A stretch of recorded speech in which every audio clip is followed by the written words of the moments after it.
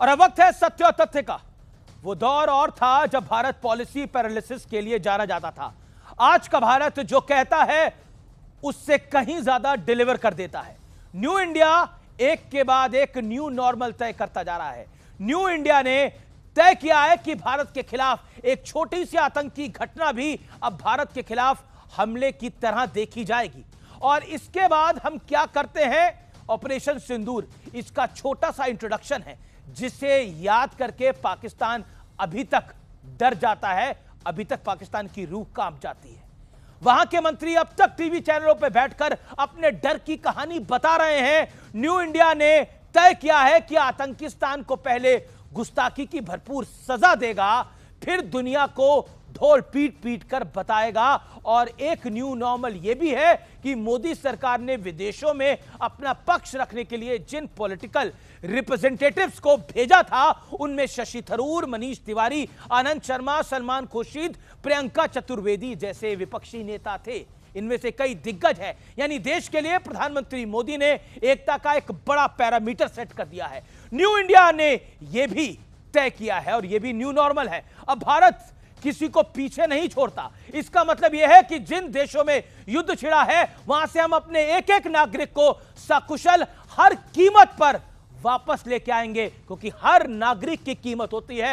यह new India का new normal है। इस कड़ी में लेटेस्ट देश ईरान है।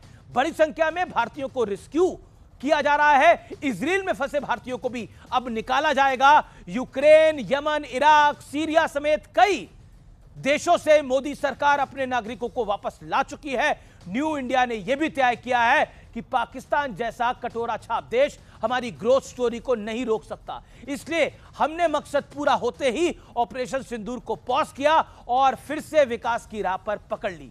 गुड न्यूज यह है कि 2013-14 में हम दुनिया की 10वीं अर्थव्यवस्था होते थे, फ्रेजाइल 5 पे गिने जाते थे। अब नंबर 4 पर पहुंच गए हैं और वो दिन दूर नहीं है जब हम टॉप 3 इकोनॉमी में से एक होंगे। यानी फ्रेजाइल से कहां तक हम पहुंचे हैं।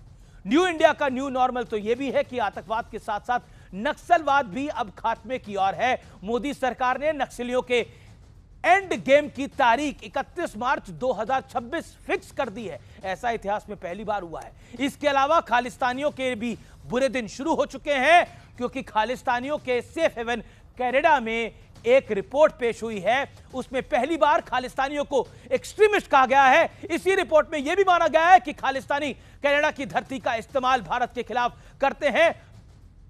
यही है नया भारत और यही है नए भारत का नया नॉर्मल। नए भारत को बनाने के लिए प्रधानमंत्री मोदी ने देश को जो वादे किए थे बीते 11 वर्षों में, उन वादों को पूरा भी कर रहे हैं। नरेंद्र मोदी का न्यू नॉर्मल यानी ड्रीम, डेयर और डिलीवर है। और इस नए भारत के न्यू नॉर्मल में आपका भी स्वागत है और ढोल बजाकर स्वागत है।